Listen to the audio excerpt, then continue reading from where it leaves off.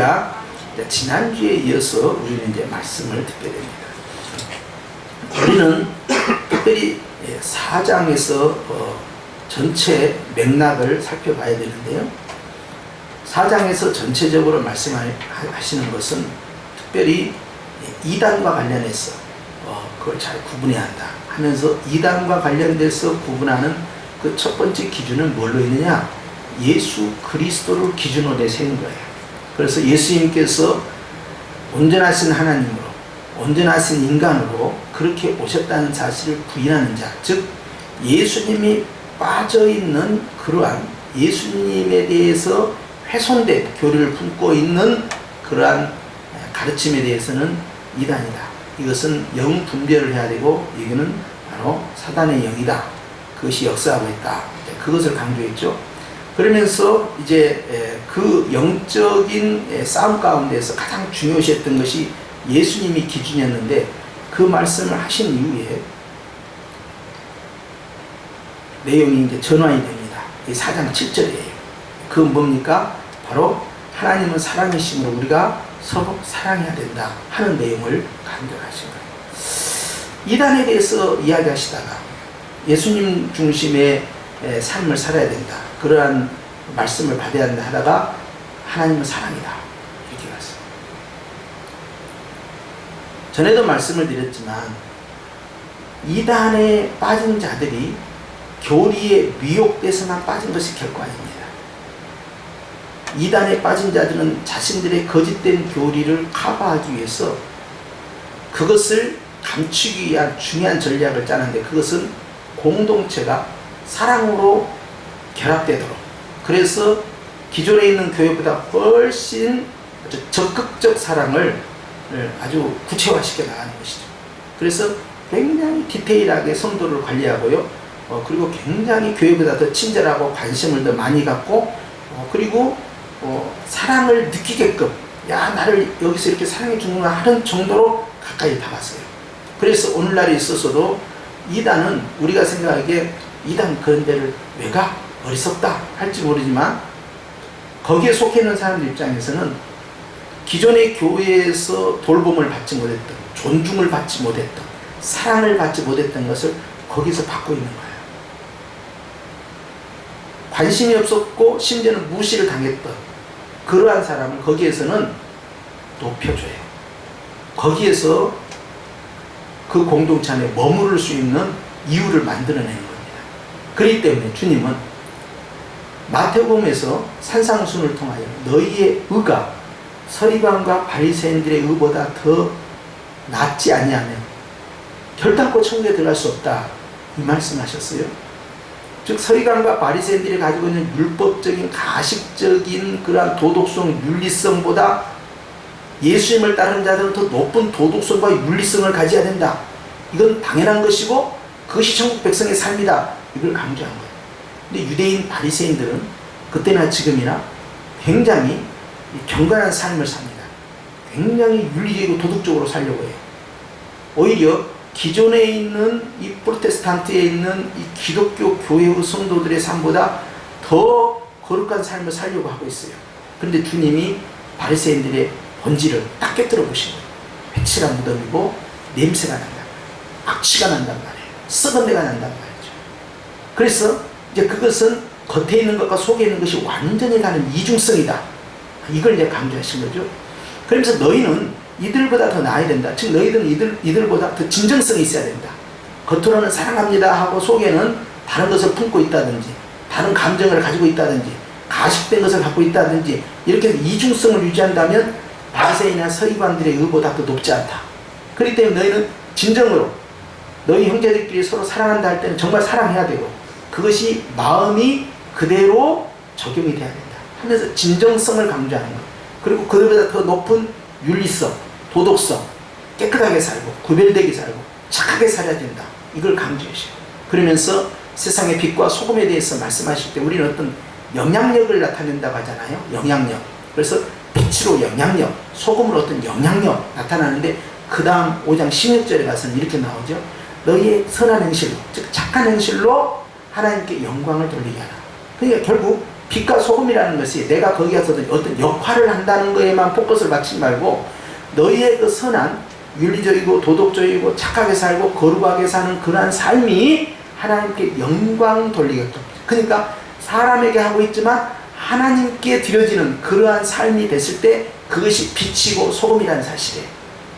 내가 대통령이 되지 않아도, 장관이 되지 않아도, 국회의원이 되지 않아도, 대학 교수가 되지 않아도, 사회 지도층이 되지 않아도 빛과 소금의 역할이라는 것은 내 지위나 내 신분이나 내 소유에 의해서 결정된 것이 아니라 네가 세상 가운데서 하나님 보시기에 어떻게 사느냐에 따라서 빛이 되고 소금이 되는 것이고, 그런 착한 행실이 하나님께 영광이 됩니다. 이것을 적용한 것이 바로 사도행전 2장에 나와 있는 42절 47절에 대한 초대교회의 최초의 모습입니다.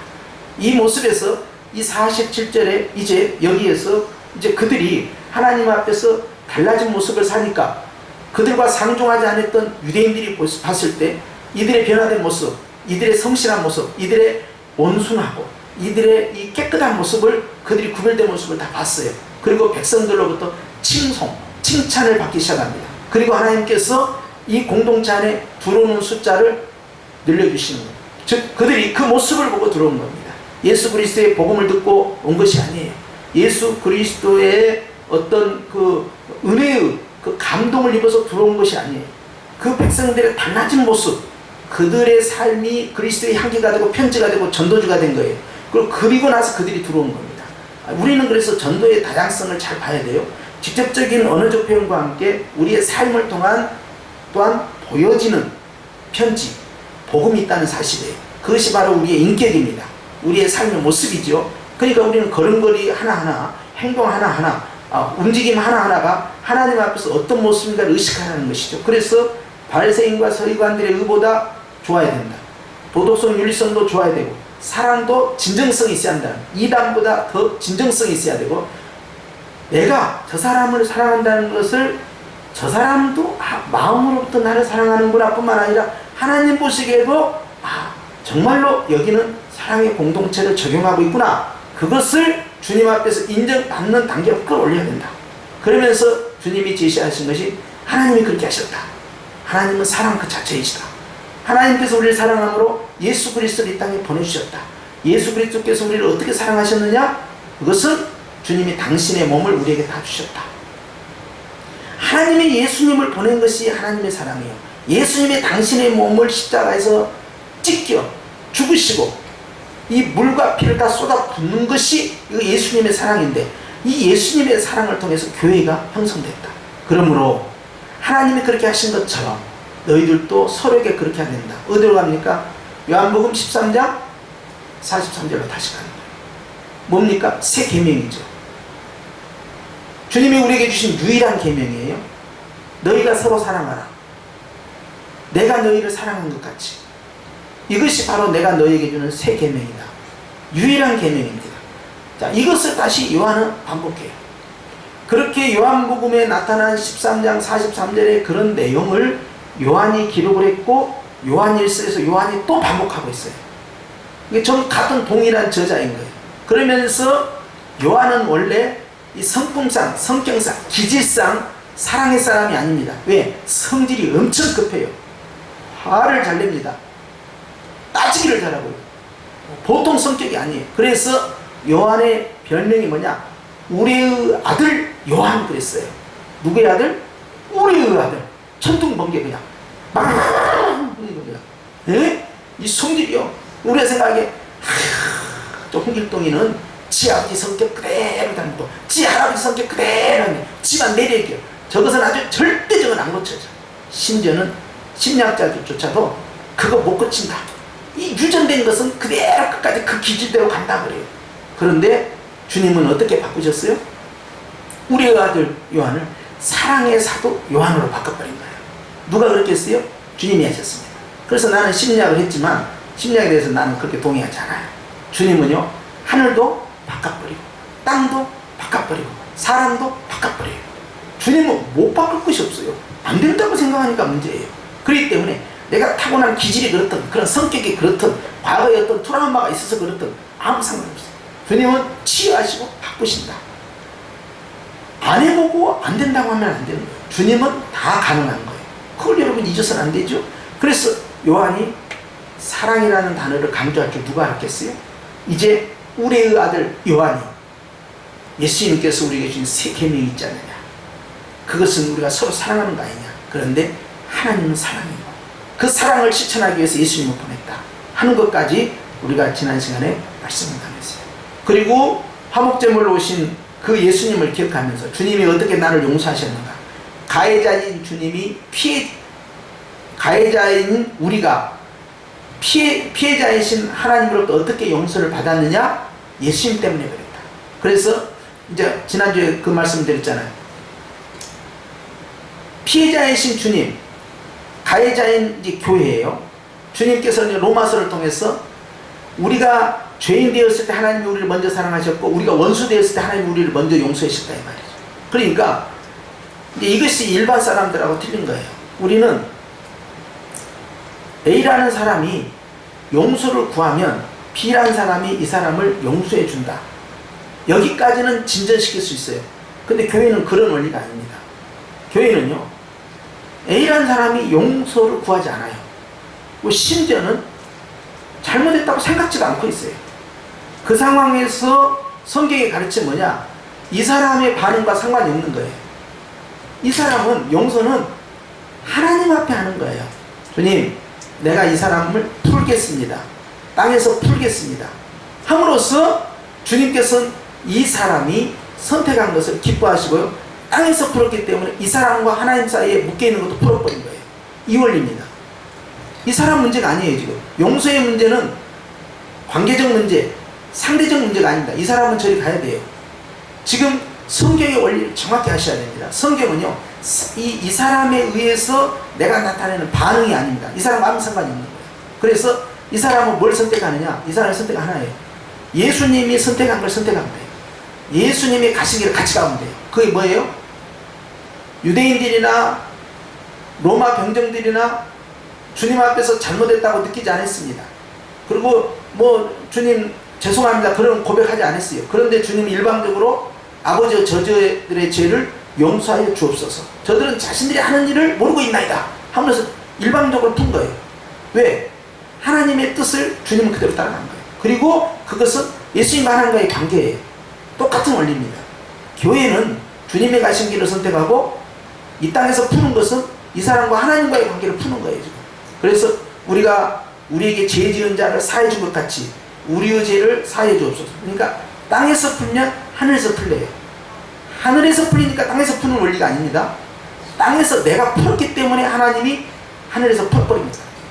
이 사람은 뭐냐? 이 사람은, 이 A라는 사람은 뭐냐? 이 사람은 이 사람이 이 사람을 일방적으로 용서했다 또는 일방적으로 용서를 안 했다 상관없이 이 사람의 죄의 문제는 이 땅에서는 사회법이 있고 국가법이 있고 거기에 따라서 이 사람을 어떻게 처리하고 그렇게 처리하잖아요. 우리는 이제 법률이 있기 때문에. 그런데 그거와 상관없이 이 사람의 것은 하나님과 관련되어 있어요.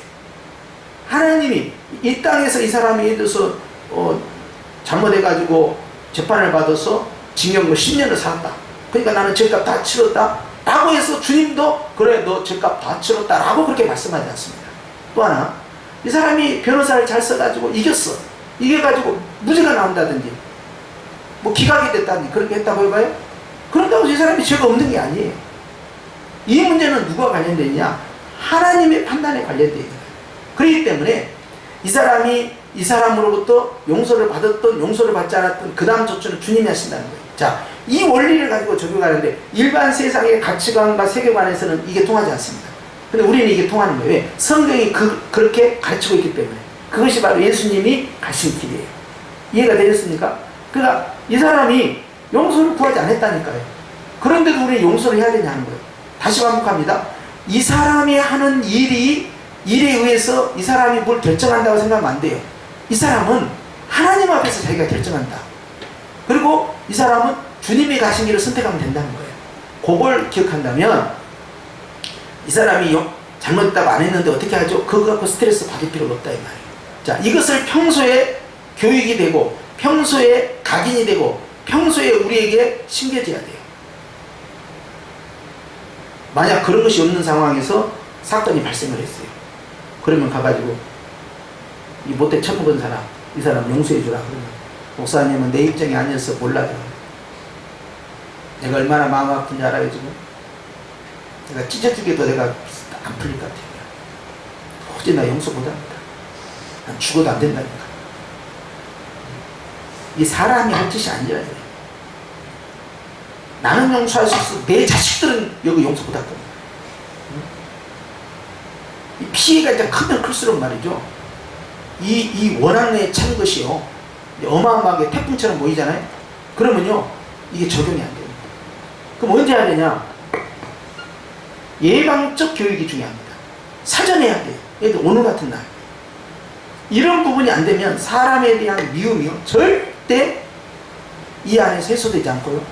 사람뿐만 아니라요. 자기가 어떤 일에 실패했을 때도 마찬가지고요.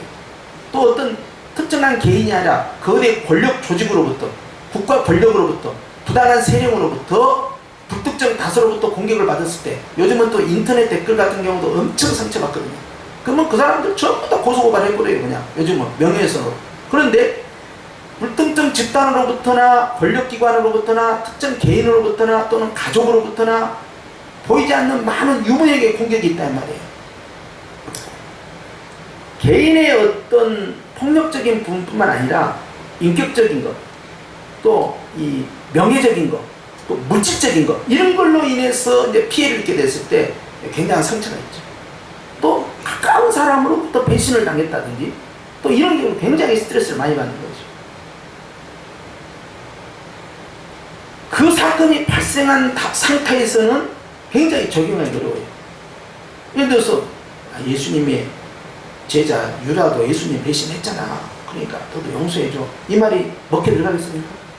안 들어가죠. 아니 예수님 제자 베드로도 3번이나 모른다고 부인하고 저주했잖아. 너도 그냥 용서해줘. 이게 되겠냐? 안 됩니다. 어떻게 해야 된다고요? 예방적 교육이 가능해요. 평소에 이것을 계속해서 각인을 해야 돼요. 그러니까 누가 나를 때릴 때 딱 준비하고 있다가 딱 맞는 거하고 멀쩡하게 딴 데 쳐다보고 있다가 한 대가 딱 때릴 때하고 충격이 다릅니다. 멍하고 있다가 당할 때는 훨씬 아픈 거예요. 이게. 그런데 항상 준비하고 있고 이런 상황에서 어떻게 했지? 욥은 어떻게 했지? 예수님은 어떻게 했지? 베드로는 어떻게 했지? 바울은 어떻게 했지? 우리의 믿음의 선진들은 어떻게 했지? 손양원 목사님은 어떻게 했지? 이걸 자꾸 보는 거예요. 자꾸 듣는 거예요. 자꾸 훈련을 받는 거예요. 그러면서 내 자신이 부장돼 가요. 이것이 바로 빛의 갑옷을 계속 입어가는 거예요. 그러면은 내가 거기 어떤 충격을 받았을 때, 삶 가운데서 상처를 받았을 때 쉽게 이것을 이렇게 세울 수가 있다. 이것이 이제 우리의 영적인 무장이에요. 자, 그러면서 오늘 이제 11절을 보니까 예수님께서 우리를 어떻게 사랑하셨냐에 대해서 10절에 말씀하시고 11절에 사랑하는 자들아 하나님이 이같이 우리를 사랑하셨은즉 즉 당신을 우리에게 제물로 하나님 자신이신 예수님께서 오셔서 그 몸을 다 찢으시고 피를 다 쏟으시고 채찍을 당하시고 모욕을 당하시고 인격 살인을 당하시고 그렇게 조롱 가운데서 침뱉음을 당하면서 귀싸대기를 때려 맞으면서 채찍질로 살점이 뜯겨나가면서 손과 발에 못이 박히고 옆구리에 창이 들어와서 죽으셨다. 그가 누구 때문에 죽었느냐? 나 때문에 죽었다. 내 죄 때문에 죽었다. 왜 죽으셨느냐? 하나님이 세상을 이처럼 사랑하사 독생자를 주셨으니 하나님이 나를 사랑하셔서 내가 받아야 할 모든 죄와 형벌, 내가 하나님 앞에 지은 모든 죄와 앞으로 장차 지을 모든 죄와 지옥에 들어가야 마땅한 그 죄악의 형벌을 주님이 다 한꺼번에 쏟아 받으셨다. 그리고 이제는 예수님을 믿는 사람들에게는 죄 없다라고 주님이 선언하셨다. 사랑하는 자들아, 주님이 그렇게까지 나를 사랑하셨는데 나는 어떻게 해야 되겠느냐? 라고 묻는 거죠. 1만 달란트 빚진 자와 500데나리온 빚진 자의 이야기입니다. 어마어마한 천문학적인 빚을 진 자의 나의 죄를 용서하셨는데 조금 빚진 거에 대해서 나는 이 정도의 관용도 못 베푼다. 보통 그런 이야기하죠. 상처를 받게 되면 아무도 내 마음 몰라. 안 당해봤으니까 몰라. 모든 것이 다 절망이 돌아버려요. 그런데 은혜 가운데 깊이 들어간 사람은요, 이 충격을 빠르게 흡수합니다. 자동차에 보면요, 쇼바란 것이 있어요. 쇼바가 목장님 일본 말입니까? 예. 요즘 일본말 써도 괜찮나 모르겠네요. 아는 것이 크다. 그런데 이 트럭 있잖아요, 트럭. 또는 오토바이, 또는 자전거 이렇게 전면 내려가잖아요. 그러면요, 이 완충할 수 있는 이 스프링이 없습니다. 근데 좋은 차로 가면 갈수록요, 이 완충할 수 있는 이 부품이요 훨씬 좋아요. 그러니까 좋은 차들은 갈 때 이렇게 언덕을 넘어간다든지 이 요철이라고 하는데요, 어떤 턱을 건너갈 때요 충격을 빠르게 흡수합니다. 좋은 차일수록 흔들림이 약해요. 영적으로 잘 무장되어 있고 영적으로 건강한 사람은요 어떤 충격 앞에서요 흔들리지 않습니다. 우리가 전에 드라마에서 불멸의 이순신 뭐 이런 드라마를 보면요, 무슨 일이 딱 발생한다, 자 왜군이 쳐들어왔다 그러면은 일단 병사들은 비상이 걸리고요, 마음이 바빠지고 걸음이 바빠지고요, 이 말이 급해져요. 그런데 장군은 다 만져가지고 그 말에 대해서 크게 미동하지 않습니다. 그리고 정보만 딱 받은 다음에 딱 생각을 하는 거죠. 그리고 어떻게 하면 이기겠는가, 이기는 싸움 전략을 딱 짜요. 기회를 기다렸다가 강력한 화력을 통해서 어떻게 상대를 제압하겠다, 이거 하는데 지휘관이 막 불안해하고 안절부절하고, 그렇게 하면은 부하들이 아이고 저 지휘관 따라다니다가 우리 다 죽게 생겼구나, 지휘관에 대한 신뢰가 떨어지면 병사들이 불안해하는 거죠. 그런데 강한 지휘관은 흔들림이 없어요. 눈 하나 깜짝하지 않는 거예요. 아, 방법이 있다는 거예요. 그럼 부하들은 뭘 생각했어요? 야, 저 지휘관만 따라다니면 우리 목숨은 건지겠구나, 담대함이 생기는 거죠. 흔들리지 않냐는 견고함이에요.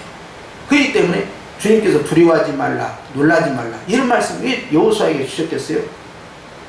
여호수아가 앞에 있는 적들과 싸울 때마다 자꾸 불안해하고 두려워하고, 아, 우리가 좀 이길 수 있을까, 우리보다 세다, 병력이 세다, 무기가 세다, 야 우리가 지금 지쳐있는데 안 될 것 같은데, 이런 생각을 그냥 주절주절 하면서 참모들한테 야, 이번엔 좀 어려울 것 같지 않냐, 일단 후퇴하는 게 낫지 않을까, 막 두려움을 드러내버리면 어찌 되겠습니까? 병사들이 이거 싸우면 안 되겠네, 사기가 확 떨어지죠. 주님께서 여호수아에게 요구한 건 딱 하나예요. 너는 두려워하지 마, 놀라지 말라, 담대하라, 극히 담대하라. 왜? 이 싸움은 네 싸움이 아니고 내 싸움이다 그랬다.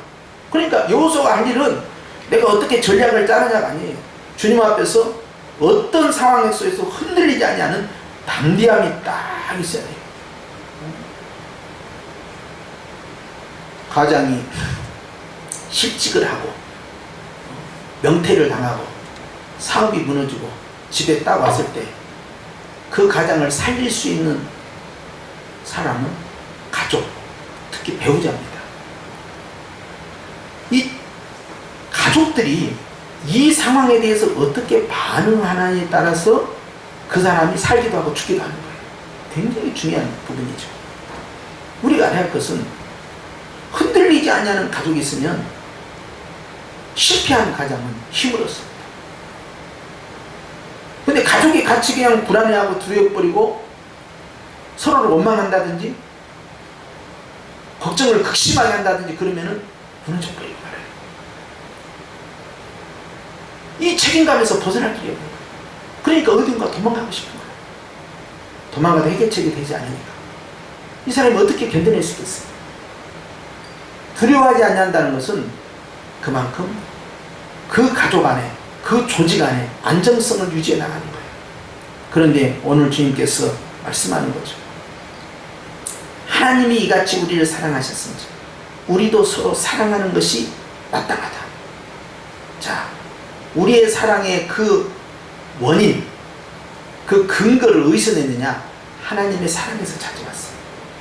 하나님이 어떻게 사랑했느냐? 그걸 찾아오. 하나님이 왜 사랑했느냐? 그걸 찾아오. 그리고 우리는 어떻게 해야 되겠느냐? 우리 또한 주님의 사랑의 그 길을 선택해서 가야 된다. 초대교회는요, 특별히 이단만 많은 것이 아니라 핍박도 엄청 많았습니다. 그러면 교회에서 예배드릴 때 살벌하죠. 핍박이 집중되면 집중될수록 모이는 그 자체가 두려움이에요. 그런 상황 속에서 다른 사람을 배려해주고 다른 사람을 인정해주고 칭찬해주고 격려해주고 내 것을 나눌 수 있는 그러한 베품이 사랑 안으로 이렇게 구성되어서 상대방에게 나타나야 되는데 사실 위기가 닥쳤을 때 가장 먼저 자기를 생각하기 마련이에요. 또 내 가족을 생각하기 마련이에요. 그런데 초대교회는 이 과정을 어떻게 극복했어요? 예수님 믿는 사람을 한 가족으로 봐버린 겁니다. 연대의식이 굉장히 강했어요. 천국 백성이라는 개념. 지금 같은 경우는 옛날에는 이제 우리가 예수님 믿는 사람이 소수였을 때는 굉장히 이제 교단을 떠나서 교파를 떠나서 예수 믿는다 하면 굉장히 반가웠잖아요. 그런데 요즘은요 예수 믿는 사람이 굉장히 많아요. 그러다 보니까 귀한 줄을 몰라. 그래서 옛날처럼 그런 강한 지체의식 그것이 훨씬 옛날보다 약합니다. 그런데 초대교회는 얼마나 극소수예요. 그러니까 이 사람들은 내 가족이 아니라 예수님 믿는다 하면 피를 나는 형제처럼 맞물려 가는 거예요. 예수님께서 말씀하실 때 누가 내 모친이고 누가 내 형제고 누가 내 자매냐 보라 여기 하나님의 말씀을 듣는 자들이 내 형제요 내 모친이라고 했어요. 자, 이만큼 예수 믿는 사람들의 그 사랑의 관 굉장히 끈끈합니다. 그러면서 주님은 그 사랑을 가정 안에 적용할 것을 말씀해요. 근데 12절에는 더 충격적인 말씀이에요. 시작. 어느 때나 하나님을 본 사람이 없으되 만일 우리가 서로 사랑하면 하나님이 우리 안에 거하시고 그의 사랑이 우리 안에 온전히 이루어지느니라. 하나님을 본 사람이 없다. 이 말씀은 베드로전서 1장에도 나타납니다. 베드로는 초대교회 성도들에게 너희가 예수를 보지 못했다. 그러나 예수님을 사랑하는구나 하면서 칭찬을 해줘요. 이제 이후로 주님께서 오실 때 너희에게 칭찬과 영광과 존귀가 너희에게 충만해질 것이다 하면서 그들을 격려해 줍니다. 근데 사도 요한도 이 당시에 믿는 사람들이 예수님을 못 봤죠. 세월이 흘렀잖아요. 한 세대가 흘러가고 있잖아요. 그리고 예수님은 이스라엘 안에만 거주하셨던 분이지 이스라엘 바깥으로 나가지 않았어요. 그러니까 보면 얼마나 보겠습니까? 그런데 이 사람들이 어느 때나 하나님을 본 사람이 없으되 하면서 예수님에서 보이지 아니하시는 하나님까지 확대를 해놨어요. 단어를. 그러면서 하나님을 본 사람이 없지만 서로 사랑한다면 하나님이 우리 안에 거하시고 하나님의 사랑이 우리 안에 온전히 이루어진다는 것을 알게 된다. 이걸 강조합니다. 자, 결국 하나님을 보여주는 방법이 뭐냐? 그것은 사랑의 실천이다. 하나님이 내 안에 있다는 것을 나타낼 수 있는 증거는 뭐냐? 사랑을 실천하는. 나중에 보면 아시겠지만 사랑에는 두려움이 없다 그래요. 두려움이 있는 것은 사랑이 아니다라고 합니다. 두려움을 주는 영은 사랑으로부터 떨어져 나간 것이기 때문에 결국 정죄, 심판을 받는다 그래요. 자, 주님을 보여줄 수 있는 교회의 절대 가치는 뭐냐? 그것은 사랑이다. 이걸 강조하는 것이죠. 그래서 우리가 교회가 기능적으로 예배도 드리고 기도도 하고 성경 공부도 하고 봉사도 하고 교제도 하고 선한 일도 하고 이런 걸 많이 하잖아요. 그런데 고린도전서 13장을 기억해야 됩니다. 너희가 사랑이 없으면 아무것도 아니요. 사랑이 없으면 아무것도 아니요. 계속 강조합니다. 어떤 일을 통해서 하나님 앞에 더하기 신앙을 해 나가도 사랑이 없으면 곱하기 신앙이 된다는 거예요. 어떤 것을 많이 해도 곱하기 0이 되면 0이 돼버린 거예요. 모든 것이 다 무용지물입니다.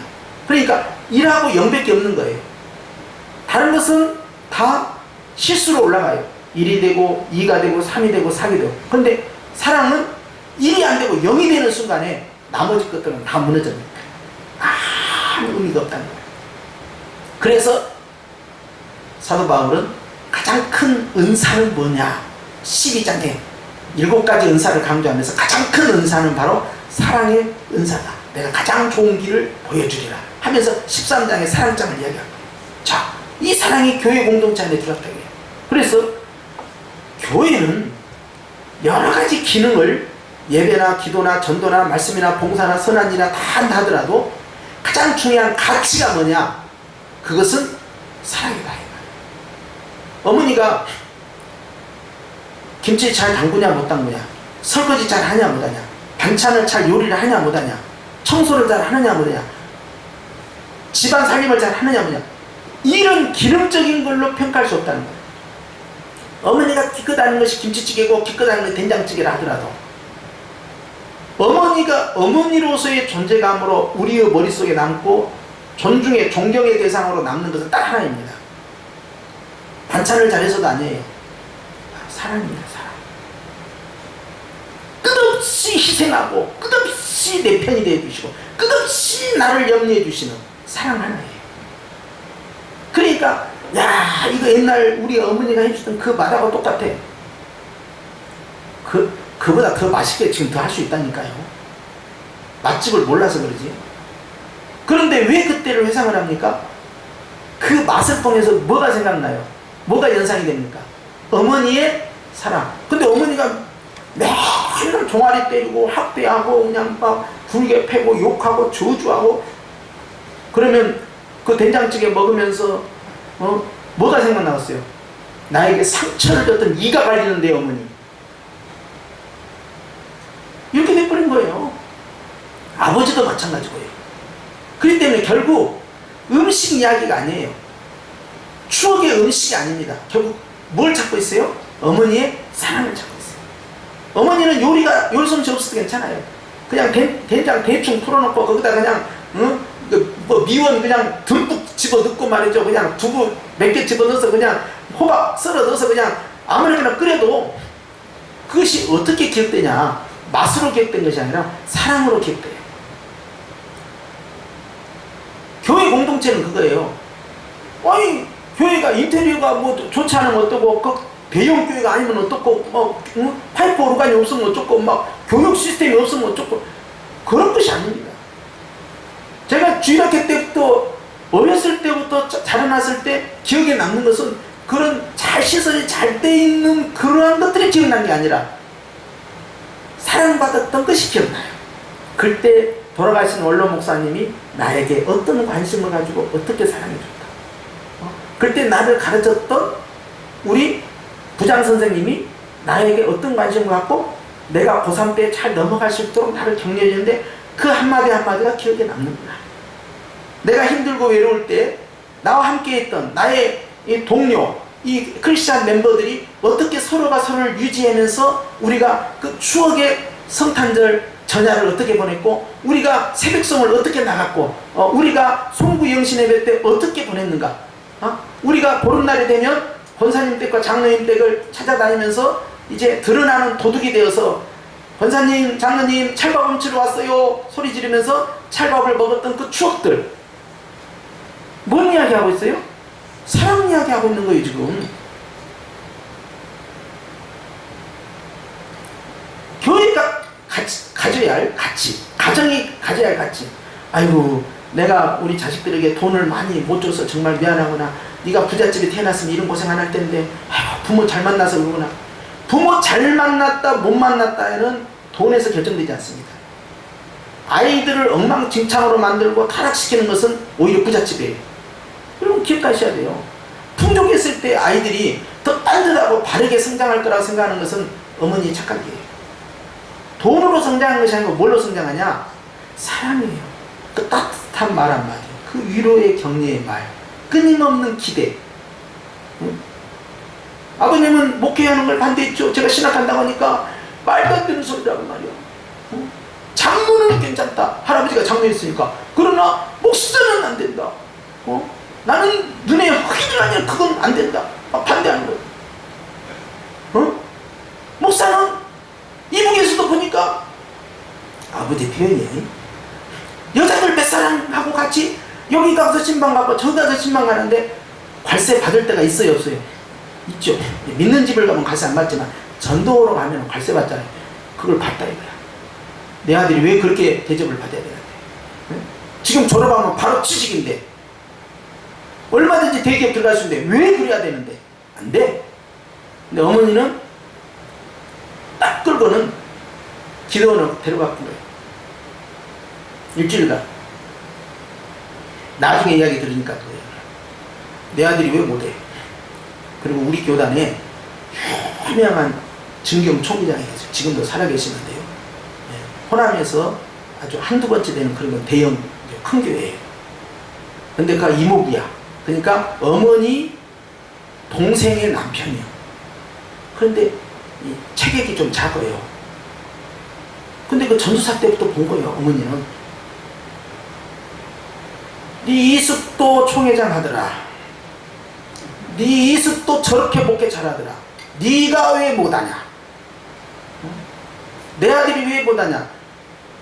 지금 생각해보면은 어머니는 저를 과대평가를 한 거예요. 그런데 내가 아버님의 반대로 그냥 안절부절하고 있을 때 그 말이 그렇게 위로가 돼요. 그럼 공부 가버린 거예요. 그 힘에 힘입어서 애나 모르겠다 그러고는 그냥 직행해버린 거예요. 서울로. 갈 때마다 격려하고 지지해주고 할 수 있다 하고 위로해주고. 개척을 4번 했는데 대한민국에서 개척 4번 하면서 피눈물 흘지 않는 목사가 있을까요? 없어요. 의대를 나온 친구가 있어요. 그 친구가 이제 교회를 개척을 하고 건축을 하니까 찾아왔다. 부부가 다 의사인데 병원장이야. 근데 와가지고는 아니 계좌번호 좀 적어줘. 내가 후원 좀 할게. 근데 그 친구는 크리스찬인데 굉장히 정직해요. 학교 다닐 때부터 정직했어. 컨닝이라는 것이 뭔지도 몰라. 그리고 욕심도 없어. 그런데 이 친구가 그렇게 한다고 해서 그래 고맙다 하고 이제 교제가 됐잖아요. 그리고 그 친구가 계속 후원을 했어요. 한 몇 년 됐는데 후원이 딱 끊긴 거야. 친구한테 말하기도 그렇고 전화하기도 그렇고 찾아가기도 그렇고 하다가 어느 날 가서 관계에 내려갔다가 친구야 우리 밥 먹자. 병원까지 간 거예요. 점심한테 나왔어. 그러더니 밥을 한참 먹더니 요즘 교회 괜찮지? 저는 한 말 안 했죠. 그러고는 내가 재밌는 이야기 하나 해줄게. 어떤 사람이 태국에 놀러 갔다. 그런데 태국에 가니까 이렇게 코끼리 쇼를 했어. 코끼리 쇼를 하는데 그 조련사가 관광객들한테 이렇게 말했어. 이 코끼리를 울리는 사람에게는 내가 $100를 주겠습니다. 그랬대. 그래서 다른 사람들이 와가지고 이렇게도 한번 해보고 저렇게도 해보고 코끼리를 울려보려고 막 했대. 그런데 다 실패했네. 근데 한국 사람이 나타나가지고 그 코끼리 귀에다가 소글소글소글소글소글 이야기하고 돌아왔대. 그러고 나니까 코끼리가 방성대곡을 하면서 울더래. 그러니까 이 조련사가 이 관광객에 가서 아니 대체 무슨 말을 했길래 코끼리가 이렇게 웁니까? 그렇게 하니까 그 말이 내가 한국에서 온 목사인데 내가 교회 개척했을 때 상황을 좀 이야기했더니 저런 모양입니다. 친구야 그랬단다. 그리고는 밥 먹고 나왔어. 친구야 우리 다음에 보자. 그랬더니 그 다음 달에 돈을 또 딱 보냈어. 몇 년을 보낸 거예요. 그런데요 태반이 어머니의 도움이었지만 그 친구의 도움이 저에게 너무 절실했어요.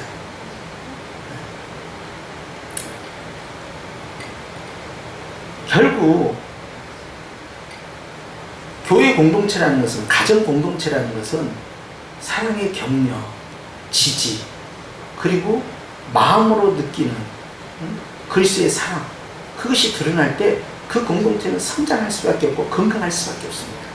여러분 우리가 본질을 놓치지 않아야 된다는 것은요, 가정에서 가장 중요한 것은요, 좋은 집에 가고 돈을 많이 벌고 반찬이 좋고, 여러분 거기에 집중해버리면요 정말 중요한 걸 놓쳐버려요. 그 무엇보다요 어려움을 함께 이겨낼 수 있는 사랑입니다. 교회도 마찬가지예요. 교회도 우리가 예배도 중요하고 기도도 중요하고 전도도 중요하고 봉사도 중요하고 여러 가지 선한 일도 다 중요하지요. 그리고 시스템도 잘 돼 있으면 좋고 프로그램도 잘 돼 있으면 좋고 젊은 세대를 흡수할 수 있는 그런 교육 이런 체제가 형성되면 좋고 얼마나 그래요. 주일학교도 잘 되면 좋고. 그런데 아시아도 있습니다. 정말 물 없는 오아시스가 돼서는 안 되는 것처럼 말이죠. 정말 가장 중요한 것은 이것저것이 없어도 그 공동체는 무엇이 있더라? 사랑이 있더라. 이것이 가정 안에서. 그래서 음식점에서 핵심은 맛 아닙니까? 맛이 있다고 하면요 아무리 멀어도 사람들이 찾아가고, 외지에 있어서 변두리에 있어서 찾아가고 다 그렇습니다. 가정에서 가장 중요한 것은 사랑, 교회에서 가장 중요한 것은 사랑, 믿음, 소망, 사랑. 이 세 가지 가운데 주님이 사랑의 그 중에 제일이라고 했어요. 항상 있어야 되지만 무엇이 가장 우선순위냐는 거죠. 그래서 가정 가운데에서 사랑의 그러한 이 엔돌핀이 돌아가잖아요. 또 교회 안에 그러한 내용들이 적용이 돼서 돌아가잖아요. 그러면 어떤 위기 속에서도 흔들리지 않냐고 잘 극복해낼 수가 있어요. 예수님의 사랑은 한마디로 뭐였습니까? 이유 없이 조건 없이 희생이었어요. 상황에 맞는 사랑이 아니라 상황과 상관없는 주님의 일방적 사랑. 이걸 아가페 사랑이라고 하는데요. 이것이 바로 주님의 희생이었던 겁니다. 그래서 화목, 제물 이렇게 표현했습니다. 당신을 내어준. 그것이 바로 사도들의 모습이에요. 그래서 사도가 새 예루살렘 성전에 이제 요한계시록 21장에 그 이 새 예루살렘 성을 바치고 있는 기초석이 바로 12사도의 이름이 들어가잖아요. 예, 교회를 떠받치고 있는데요. 당신들은 드러나지 않고 땅에 묻히는 거예요. 그것이 바로 어머니입니다. 어머니. 아버지가 싫다는 건 아니지만 어머니가 왜 자꾸 우리에게 정말 어머니라는 단어를 생각할 때마다 그리움이 생기고 눈물을 나게 하느냐 하면 끝없는 그 희생 때문에 이름도 없이 빛도 없이 그것이 바로 어머니였고 그것이 바로 사도들이었고 그것이 바로 예수님이었던 거예요. 그것을 계속 그래서 사도적 교회다 하는 것은 사도들의 신앙을 이어받는 어떤 신앙이냐? 사랑의 신앙에 같이 들어야죠. 그것이 교회입니다. 초대교회의 그 위기 가운데에서 그걸 어떻게 극복할 것인가 하는 것을 대안을 제시할 때 요한은 그 무엇보다도 너희가 주님이 너희를 사랑한 것처럼 너희가 너희를 서로 사랑하는 것, 이것이 바로 이단이 교회 안에 침투하지 못하게 만드는 것이고 이단보다 더 나은 사랑을 유지해 나감으로써 위기를 극복할 수 있는 비결이다. 분열은 절대 안 되죠. 이것이 바로 교회 공동체입니다. 이것은요 천국 문화입니다. 이것을 주님은 이 땅에 실천하기를 원하시는 거예요. 그렇기 때문에 그렇게 하기 위해서는 내 자신이 얼마만큼 내려내야 되고 얼마만큼 섬겨야 되고 얼마만큼 희생해야 됩니까? 수고가 따르죠. 그런데 그걸 가르친다고 됩니까? 안 되죠. 가르쳐서 될 문제가 아니에요. 이것은 자기가 누구의 사랑을, 예수님의 사랑을 어디에서 십자가에서 경험을 해야만이 내가 이렇게 큰 사랑을 받았구나, 나도 주님처럼 섬기리라, 이것이 가능한 거예요. 바로 그것이 교회가 견뎌내는 힘이 되는 것입니다. 오늘도 이 말씀 묵상하시면서 여러분, 저나 여러분이나 우리는 가장 중요한 것 꼭 붙잡고 주님 오시는 그날까지 정말 사랑이라는 귀한 본질 안에서 끊임없이 이것을 실천하고 적용하고 이걸 향하여 우리의 마음을 모아갈 수 있기를 주의 이름으로 축원합니다. 기도하십시다.